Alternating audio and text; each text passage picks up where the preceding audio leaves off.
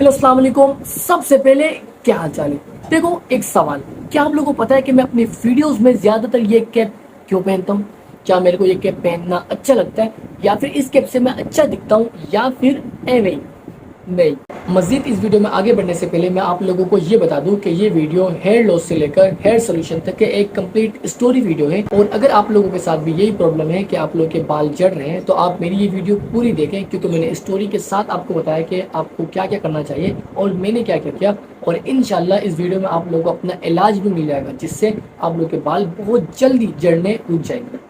Okay, देखो इस वक्त पूरी दुनिया में इश्यूज हैं काफी सारी, और उसी के साथ एक छोटी सी प्रॉब्लम एक और है जो छोटी है लेकिन है सबके साथ, और वो है हेयर लॉस। अब ये मर्दों के साथ भी है और लेडीज के साथ भी। अब जो मर्दों में है वो ये है कि फ्रंट साइड, ये सामने वाला या फिर बैक साइड और ऊपर वाला साइड, ये हिस्सा यहाँ से बाल झड़ जाते हैं, और इसके लिए फिर काफी सारे टोटके वगैरह होते हैं। अब आपके भाई के साथ भी ये मसला है, जब भी मैं अपने वीडियोस में इस कैप का इस्तेमाल ज़्यादा करता हूँ। अब मैं आपको अपनी अभी की कुछ कंडीशन की पिक्चर दिखाता हूँ जो मैंने रिसेंटली तस्वीरें ली थी। आप इन तस्वीरों को चेक करो। ये मेरी वो कंडीशन है जो मेरे बाल झड़ने के एंड टाइम में हुआ, यानी कि ये मेरा आखिरी था जिसके बाद मैंने बाकी जो टोटके आजमाने थे वो शुरू किए। सही है। और उसके बाद अब मैं आपको तस्वीरें कुछ वो दिखाऊंगा जो इससे पहले की, यानी कि जब मेरे बाल सही थे, नॉर्मल बिल्कुल। आप इन तस्वीरों को चेक करो।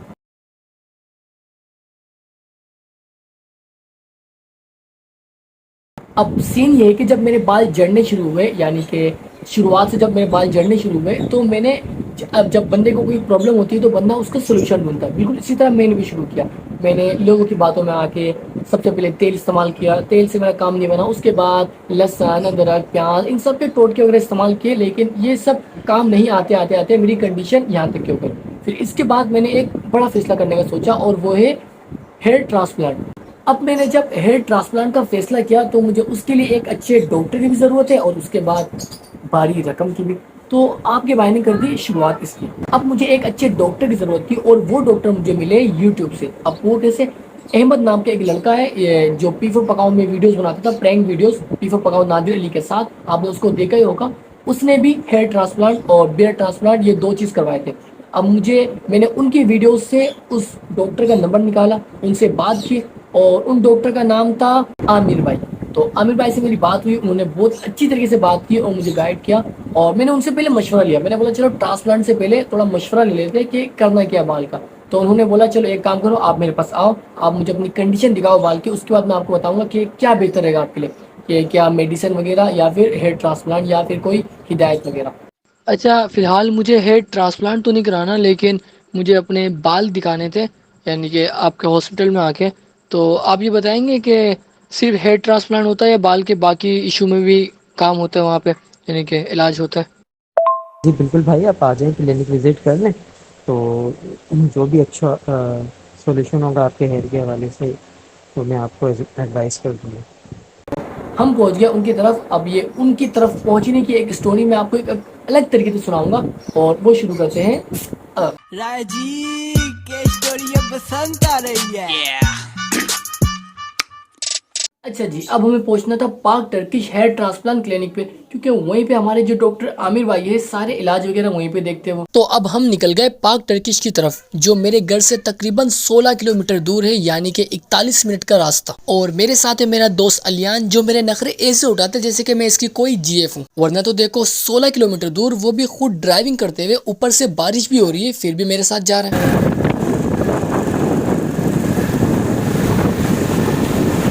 After 40 minutes.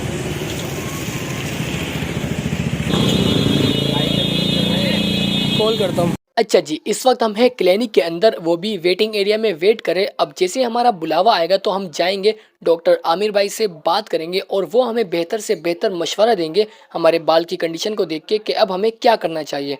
तो वेट करते हैं।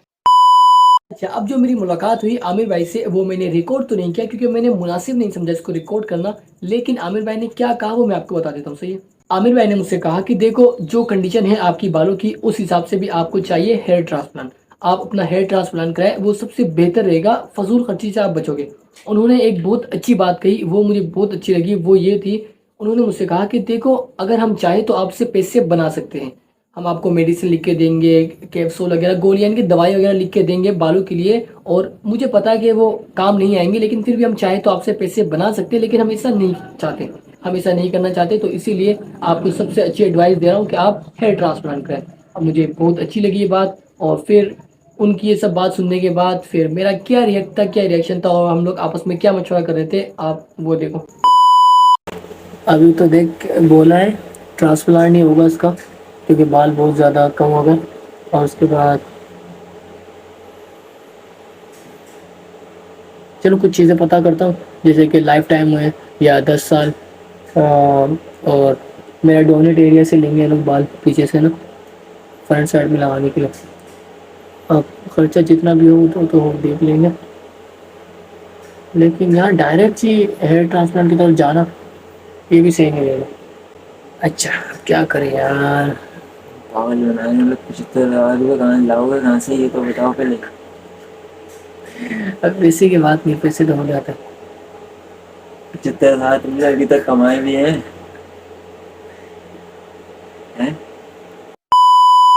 फिर आ गए हम अपने सीधे घर में, घर वालों से मशवरा लेने के लिए, और आमिर भाई ने भी हमसे यही कहा कि आप घर जाएं, घर में जाके अपने घर वालों से मशवरा ले कि क्या करना चाहिए आपको।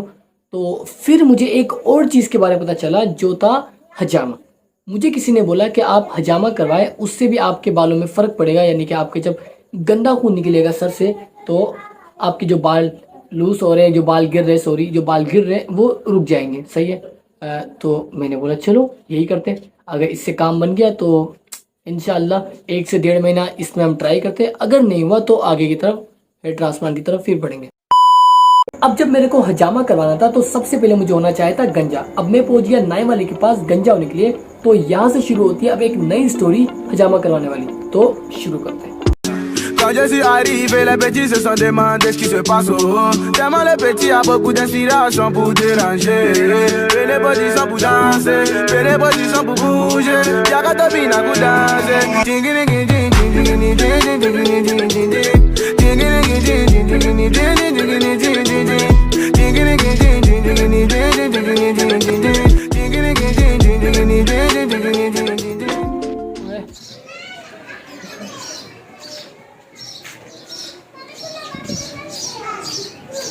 चलो चलते स्टार्ट कर गाड़ी। हम पहुंच गए हजामा के यहाँ पे।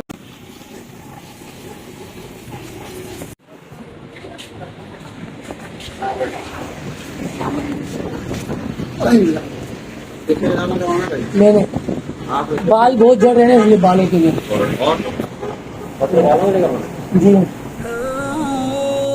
बिस्मिल्लाहिर्रहमानिर्रहीम, अस्सलातु वस्सलामु अला रसूलिल करीम, अम्मा बाद। फ़क़ाल नबी सल्लल्लाहु तआला अलैहि वसल्लम, मा मररतु अला मलइन मिनल मलाइकति फ़ी समाइन मिनस समावात इल्ला क़ाल या रसूलल्लाह अलैका बिल हिजामा। ये मैंने एक हदीस पाक पढ़ी है, मुझे अल्फाज पूरे याद नहीं, मैंने मफ़हूमन उस हदीस को अरबी में पढ़ा है कि ख़ुलासा ये कि आपने फरमाया कि मैं जब मेराज पे गया तो जिस आसमान से गुज़रा उस आसमान के फ़रिश्तों ने मुझे कहा, या रसूलल्लाह आप हिजामा ज़रूर करवाया करें, जिसको हम कपिंग कहते हैं।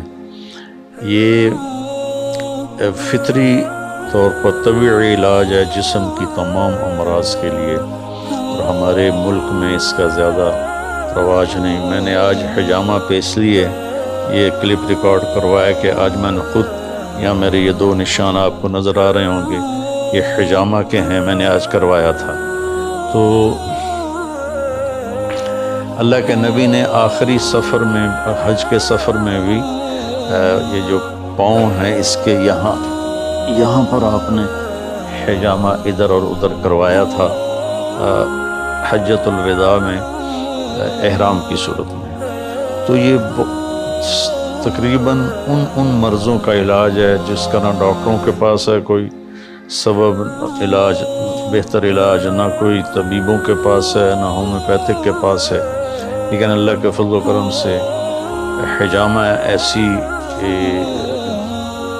ये अल्लाह के नबी की बताई हुई खूबसूरत बात है कि मैं सबसे जो भी सुन रहे हैं, नौजवान हैं, बड़े हैं, दरमियानी उम्र के हैं, बड़ी उम्र के हैं, मर्द औरत, वो अब तो जगह जगह हिजामा सेंटर खुले हुए हैं, तो अच्छी तरह तहकीक करके ये ज़रूर करवाया करें कि इससे अल्लाह के नबी को नसीहत की गई कि या रसूलल्लाह हिजामा ज़रूर फरमाएं। तो आपने सारी ज़िंदगी फिर हिजामा करवाया। एक दफ़ा आपने हिजामा करवाया तो उससे खून जो निकला वो एक प्याले में डाल रहा था हज्जाम, तो आपने अब्दुल्ला बिन ज़ुबैर को दिया कि जाओ बाहर दफन करके आ जाओ। वो बाहर गए और पी के आ गए। तो आपने पूछा क्या किया? दफन कर दिया। कहा जी वहाँ दफन किया है जहाँ कोई देख भी ना सके कभी। कहा लगता है लाला का शरीफ था, लगता है तूने पी लिया। का जी हाँ पी लिया। कहा बर्बादी है लोगों के लिए तेरी कुव्वत और ताकत। तो फिर अब हज़रत अब्दुल्ला बिन ज़ुबैर ने मुख्तलिफ़ मैदानों में जो कुफ़ार के ख़िलाफ़, रोमन एम्पायर के ख़िलाफ़ और पर्शियन एम्पायर के ख़िलाफ़ जंगें लड़ी और उसमें बहादुरी के जौहर दिखाए। इनके सामने कोई खड़ा नहीं हो सकता था, इनके सामने कोई टिक नहीं सकता था। और जब अब्दुल मलिक इब्न मरवान उमवी ने इन पर हमला करवाया तो 3000 लश्कर के साथ हज्जाज मक्के पर चढ़ाई की, तो इनके साथ सिर्फ 18 आदमी रह गए थे, बाकी सारे छोड़ गए थे। 18 आदमियों को लेकर 3000 के लश्कर को फजर की नमाज से लेकर असर की नमाज तक रोके रखा, हरम में दाखिल नहीं होने दिया उनको। इतनी अल्लाह ने ताकत दी थी। वो दोनों हाथों से लड़ रहे थे, दोनों हाथों में तलवार थी और 72 साल उम्र थी उस वक्त। अबे सर को क्या कवर किया हमने, देख रहा है।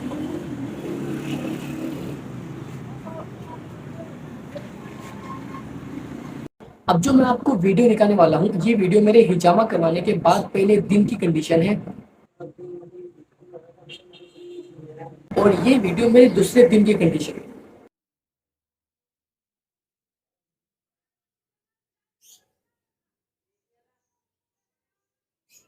फिर मेरी तीसरे दिन की कंडीशन आप खुद ही देंगे।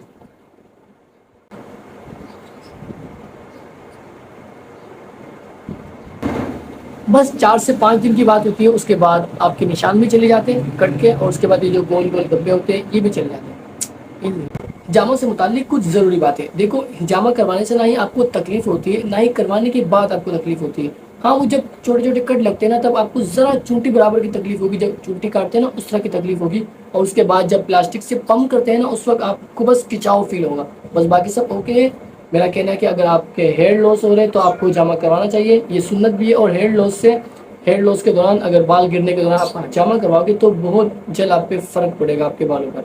तो देखो, ये आप पे डिपेंड करता है कि आप गंजे हो या ना हो। बगैर गंजे के भी आप करवा सकते हो और गंजे होने के बाद भी करवा सकते हो। मुझे जो बेहतर लगा मैंने वो करा। तो ये थी मेरी हेयर लॉस से लेकर हेयर सोल्यूशन तक की पूरी एक स्टोरी वीडियो। तो इसको यहीं पे स्टॉप करते हैं। इंशाल्लाह हम मिलेंगे आपसे अपनी अगली वीडियो में एक नई स्टोरी के साथ या नई वीडियो के साथ। ओके, अल्लाह हाफिज़। और हाँ, एक चीज़ तो भूल ही गया, अगर वीडियो पसंद आई है तो like, comment, share and subscribe करो। देखो, सब्सक्राइब करो, हमें आगे जाना है यार, बहुत आगे जाना है, इसलिए सब्सक्राइब करो। ये जो लाल बटन है इसको दबा दो। Like, comment, share and subscribe. अगर वीडियो फेसबुक पे देख रहे हो तो फॉलो करो फेसबुक के पेज को। ओके, अल्लाह हाफिज़।